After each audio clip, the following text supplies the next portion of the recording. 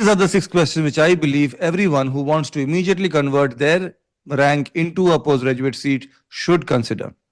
Number one, should they convert the rank into a seat, or should they try to improve the rank to get a better seat in the next attempt? This seems to be a very straightforward process. You may have decided that this is the subject I want to specialize in, and if your rank is not good enough to be able to specialize in that subject, then you wait for another attempt. But while it appears very simple on paper, in real life it isn't. Like most things, there is a lot of nuance here.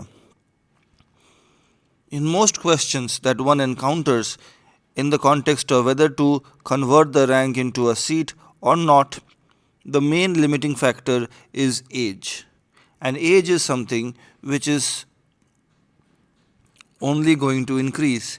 And we are generally not able to predict the future.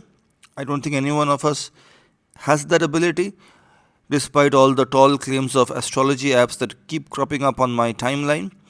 But because people cannot predict the future, they generally feel that maybe they should cash in, use the rank they have right now, convert it into a seat. Maybe the seat will be good enough in order to secure something right away and not spend another year, because usually this exam is held once a year, not spend another year to improve the rank. This can be a wise move, it can also be a cause for regret later on. So it is slightly tricky. If somebody has got a very good rank, say somebody's got rank 1, then there is no room for improvement. That person should not really be bothered about whether to appear in the exam again or not. But somebody who has got a rank which is terrible, probably not even qualified, something which I have experienced in my own life, then again the person does not have any choice. They cannot really use it because they don't have a rank. It's only when you are in the middle that you're a little bit confused, and when you're confused, you may end up deciding something which you may regret later. So, the way to solve this question, in my opinion, is make sure what are the subjects that you want to specialize in, and do not compromise with that. You have to decide, ask yourself, introspect, look back at your life, think of what you want to do as a doctor for the rest of your life. Think of these things and then decide what are the subjects which can help you convert these thoughts into reality. Usually, it will not be a single subject.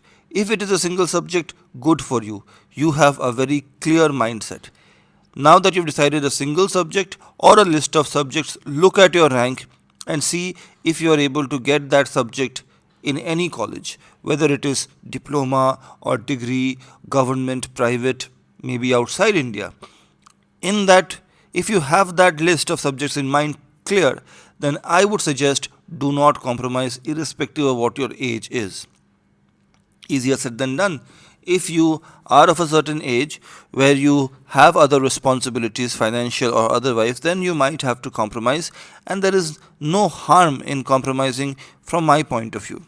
I am not here to pass value judgments on your decisions, because I feel that if you devote yourself to any subject, there are options for you to do extremely well. Now, without belittling any subject, I want to talk about one here: anatomy.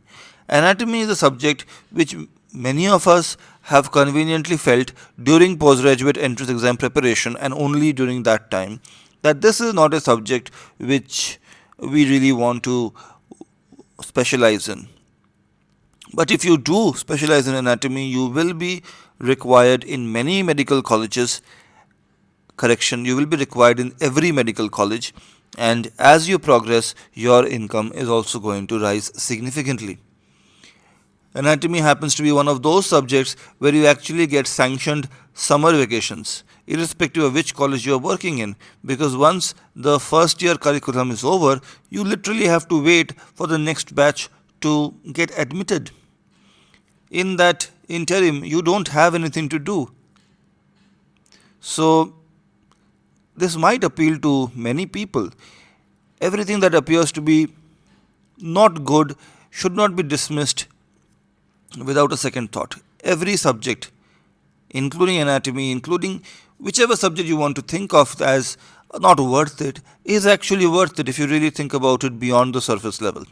So, if you are in this conundrum of seat now or seat later, be reassured that no seat is a bad seat. Every seat, if you convert it properly into a devoted lifestyle, you will benefit sufficiently. But you have to ask yourself, when you are deciding this, what kind of life you want to lead and whether that life is going to be acceptable to you or not. So it's basically a question you have to figure out on your own based on your own personal preferences. I hope this helped.